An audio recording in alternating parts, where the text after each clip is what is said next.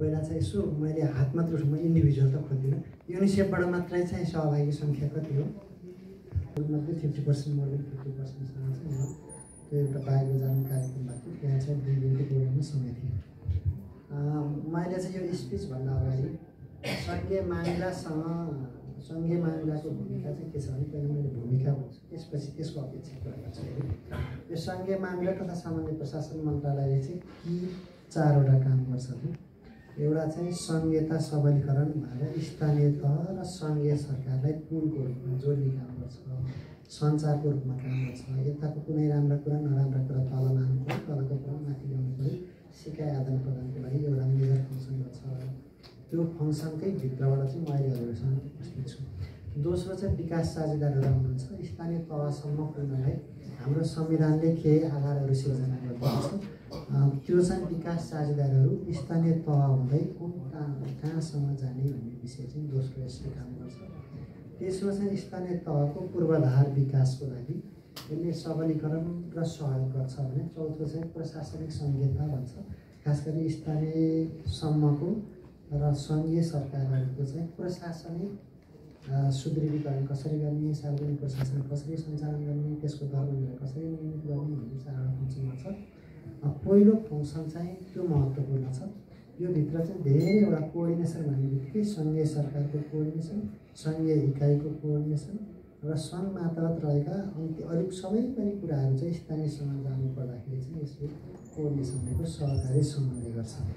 मैले यति विषय राखेपछि यहाँहरूको सङ्घीय मामिलासँग कुनै त्यस्ता चाहिँ मैले सुन्न पाएँ, म तिमीले बस्न चाहन्थेँ। त्यसमा एउटा ह्युम्यानिटीसँग सम्बन्धित नाम चाहिँ अलिक फरक दिएको, निर्माणमुखी भन्ने एउटा विधेयक छ संसदमा, त्यसको छलफल कन्टिन्यू छ कि विषयगत समितिमा। आज नै त्यसमै छलफल भएको हुनाले त्यसको पनि फोकल हामी नै, अनि म अलिक ढिला आएँ, त्यसको लागि माफी माग्दै। केही त्यस्तो छ भने पहिला यहाँहरूको थोरै सुन्छु, त्यसपछि मात्र मैले क्लोजिङ मागिदिँदा चाहिँ न्याय हुन्छ कि भन्ने लाग्यो। प्लिज हजुरहरूको चाहिँ सबैमा थोरै लिइहाल्नु, सरी। हाम्रो प्रतिनिधित्व कुरा गर्दाखेरि एउटा विषय के आएको छ भन्दाखेरि यो गणतन्त्रपछि नयाँ सङ्घीयता होइन को प्रणालीपछि चाहिँ जुन पहिला अभ्यास गर्दै गरेका राम्रा अभ्यासहरूलाई पनि त्यसले निरन्तरता पाउन नसकेको अवस्था हामीले पायौँ। विशेष गरेर त्योभन्दा अगाडि जिल्ला स्तरीय जुन हाम्रो संरचनाहरू थिए, त्यो संरचनाहरूमा चाहिँ गाउँपालिका होइन, त्यहाँ चाहिँ यो के एउटा अनिवार्य अपाङ्गतासँग जोडिएका कुरा, महिलासँग जोडिएका कुरा, अनि के दलितसँग मधेसीहरूलाई चाहिँ यति पर्सेन्ट रिसोर्सहरू छुट्याउनु पर्छ भन्ने एउटा अनिवार्यता, अनि त्यसैको आधारमा मूल्याङ्कन हुने एउटा परिपाटी सुरु भएको थियो, जसले गर्दाखेरि चाहिँ एउटा अनिवार्य रूपबाट चाहिँ छुटाउनु पर्ने अवस्थाहरू त्यति बेला थियो, जसले गर्दाखेरि धेरै किसिमका कामहरू गर्न राहत भएको अवस्था थियो। तर जब स्थानीय सरकार झन् नजिकको सरकार भनेर आयो, त्यहाँदेखि चाहिँ अपाङ्गताको क्षेत्र साह्रै सबैभन्दा पछाडि पारेको अवस्था चाहिँ हाम्रो अनुभव छ। अरू दलितका मुद्दा होइन, जनजातिका मुद्दाहरू, किनभने बजेटमै चाहिँ कार्यक्रम तथा बजेटमा आएन भने चाहिँ त्यहाँ त्यसपछि भनेर चाहिँ उहाँहरूको चाहिँ मनोगत कुराहरू होइन कुराहरू र खालि त्यो हार्डवेयरमा जाने कुराहरूमा चाहिँ अहिले पूर्ण रूपबाट चाहिँ त्यतातर्फ चाहिँ लम्किएको अवस्था छ। त्यसलाई चाहिँ भनौँ न अब समाउने हाँगामेरी भनेको चाहिँ सङ्घीय मन्त्रालय हो जस्तो लाग्छ। यो जानकारी गराएँ, यसमा चाहिँ हाम्रो चाहिँ भनौँ ठुलो चासो छ। धन्यवाद। यो सङ्घीय सरकारको सामान्य प्रशासन, स्थानीय विकास तथा सामान्य प्रशासन मन्त्रालय र स्थानीय तहहरूको रिलेसन चाहिँ के हो? स्थानीय तहलाई हजुरहरू चाहिँ मन्त्रालय सल्लाहकार हो कि यता निर्देशन दिने निकाय हो? कहिलेकाहीँ के हुन्छ भन्दाखेरि स्थानीय तहले चाहिँ सजिलो काम चाहिँ हाम्रो अधिकार भनेर भन्नुहुन्छ, अप्ठ्यारो काम चाहिँ हाम्रो केन्द्रले चाहिँ कुनै निर्देशन गरेको छैन, केही पनि छैन भन्नुहुन्छ। र पोलिसी बनाउने कुराहरूमा उहाँहरूको अधिकार हुँदा पनि अपाङ्गता सम्बन्धी चाहिँ विषयमा बुझेल पर्ने गरेको छ। यो विषयमा चाहिँ कुनै त्यस्तै जेनरल इस्युहरूमा चाहिँ केन्द्रीय भनौँ सङ्घीय मन्त्रालयबाट चाहिँ निर्देशन दिन मिल्ने हो कि होइन? डिसेबिलिटी फोकल पर्सन चाहिँ भन्नुहुन्न, यदि हुनुहुन्न भने यसपछि प्रोभिजन गरियो भने जस्तै अहिलेका हाम्रो 3 दिनको कार्यक्रम बाहेक अरू कार्यक्रम पनि भइरहेका हुन्छ, एकदमै राम्रो डिस्कसन पनि हुन्छ, राम्रो निचोड पनि निस्किन्छ, तर पनि फेरि त्यही हो कि ग्याप भइदिन्छ कि होइन। त्यस कारणले गर्दाखेरि फोकल पर्सन हुनुहुन्छ भने पनि जानकारी गराएको हुनु हुँदैन भने पनि तपाईँको बिचमा यो चाहिँ अब भनौँ चाहिँ कम हुने थियो।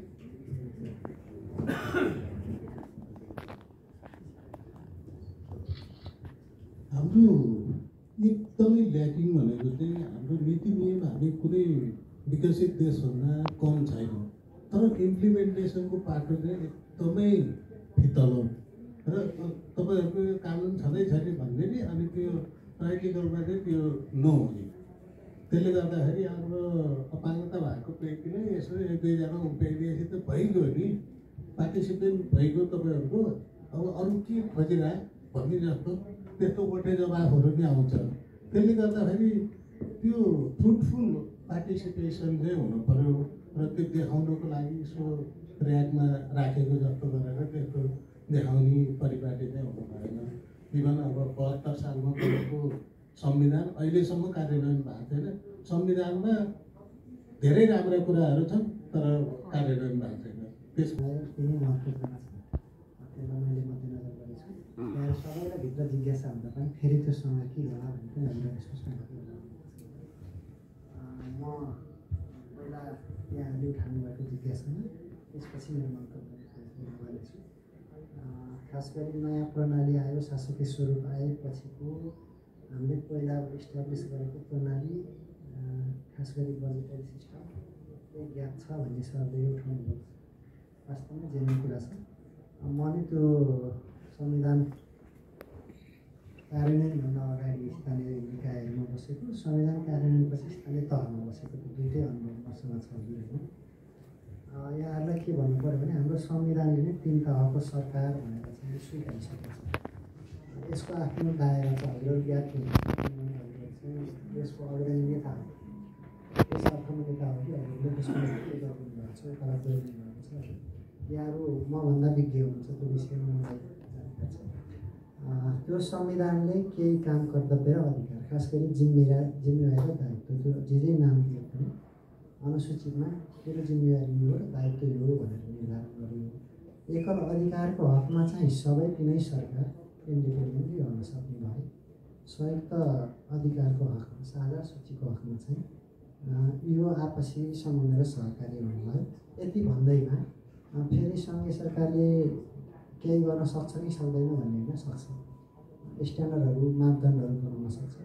यो न्यूनतम मापदण्डभन्दा तल चाहिँ तपाईँहरू जान सक्नुहुन्न।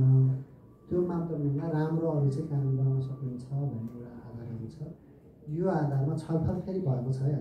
यो वित्तीय उत्तरदायित्व ऐन जुन छ त्यसमा केही समेट्न खोजिएको छ। तथापि पनि पहिला जस्तो हाम्रो जेडसीमा छ नि, पहिला हाम्रो जेडसीमा के भनेको आदिवासीले उत्पोषण हुनैपर्छ, बालबालिकाको शीर्षकमा यति हुनैपर्छ, न्यूनतम भनेकै थिएन होइन। अनि हामीले चाहिँ अपाङ्गता भएको शीर्षकमा यति हुनैपर्छ, महिलाको हकमा यति चाहिँ हुनैपर्छ भनेको। त्यसलाई पनि हामीले के गर्यौँ भन्दा हामी अनुकूलको व्याख्या गरेर कार्यान्वयन कतिले धेरै राम्रो गर्नु, कतिले के गर्नु भने यो महिला यति सडक त हो नि भनेर सडकमा लगाउने कि होइन, यो बालबालिकाले खानेपानी खाने त हो नि भनेर खानेपानी भनेको अर्थपूर्ण त त्यहाँ पनि थिएन। तथापि नीति राम्रो थियो। त्यो विषय सङ्घीय सरकारलाई फिल भएको छ। म हजुरले के भनौँ भने लाभाकै कुरा गर्नुहुन्छ भने हामीले चाहिँ बाटोमा मैत्री स्थानीय शासन के गर्नुहुन्छ, यति धेरैवटा बनिसकेको थियो, यति धेरैवटा राम्रो एप्लाई